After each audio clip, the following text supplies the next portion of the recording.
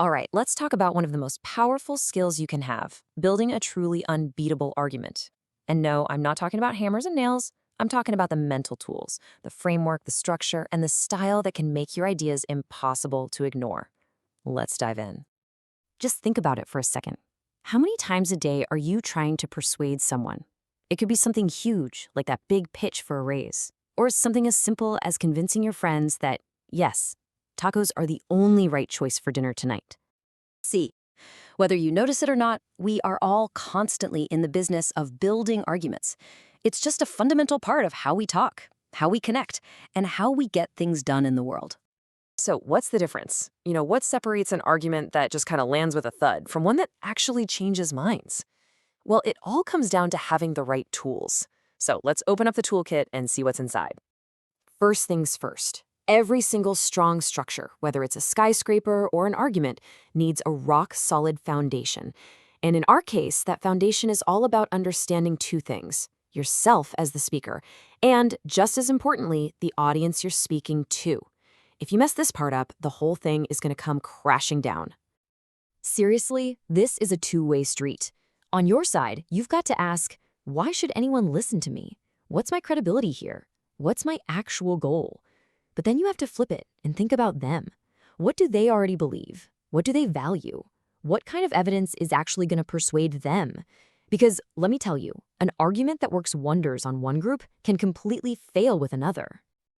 Okay, so your foundation is set. What's next? You need a blueprint. This is the structure, the logical path you're going to lead your audience down. And there's no one-size-fits-all answer here. You've got to pick the right blueprint for the job. So, one option is the deductive structure. Think of this as the top-down approach. You lead with your big conclusion right up front. You're basically saying, here is the truth, and now I'm going to show you exactly why it's true. This works great when your audience already trusts your authority or when your main point is super straightforward. It's a really direct process. You start with a big general idea, like every successful company prioritizes customer service. Then you bring in a specific example. Company X ignored its customers, and its sales plummeted. The conclusion? It's logical. Therefore, Company X's failure proves the rule. It's confident, it's clear, and you see it all the time in things like newspaper editorials. Now, what if you want to do the complete opposite? Well, that's the inductive structure. It's the bottom-up approach. You don't start with your conclusion. Instead, you start with specific facts and observations, and you build your case piece by piece, guiding your audience toward the conclusion you want them to reach. This is an absolute game changer when your audience might be a little skeptical. Just imagine you're analyzing reviews for a new laptop. You'd say, okay, review number 1 praised the long battery life. Review 2 said the same thing. And look, here are 5 more. You're showing them a clear pattern. Then you make the leap. So we can conclude this laptop has fantastic battery life. You've basically led them to the conclusion, and it feels like their discovery, not just you telling them a fact. Our third blueprint is all about drama and tension. It's the climactic structure.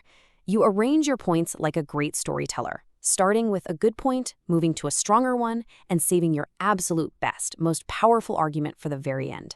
This is absolutely perfect when you want to build momentum and hit them with a powerful emotional punch. You see this all the time in incredible speeches, right? Each point builds on the last, raising the stakes, creating this amazing momentum. By the time you get to that final knockout argument, the climax, the audience is right there with you, totally ready to be persuaded.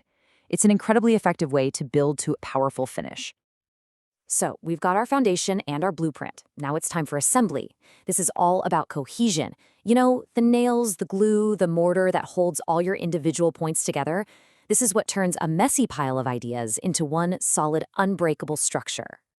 Take a look at this quick conversation. The telephone is ringing. I'm in the bath. Now notice there are no connecting words here, no so or because. But we all instantly get it, right? We infer that because person B is in the bath, they can't answer the phone. That right there is coherence, the invisible logic that makes an argument make sense. But, of course, a lot of the time you do need some explicit connectors. Let's call it grammatical glue. We're talking about simple words like and, but, or so that link ideas, and pronouns like it or they that create a smooth flow by pointing back to things you've already mentioned. They're small, but they are so important. And it goes beyond just grammar. Your actual word choice can be a powerful glue. You can repeat a key term over and over for emphasis. You can use different words, synonyms, to say the same thing in a fresh way. Or you can use words that just naturally belong together in our brains, like salt and pepper. All these choices weave a consistent thread through your whole argument. Okay, our structure is built, it's assembled and solid. The last step is the finish. This is all about your style, your voice.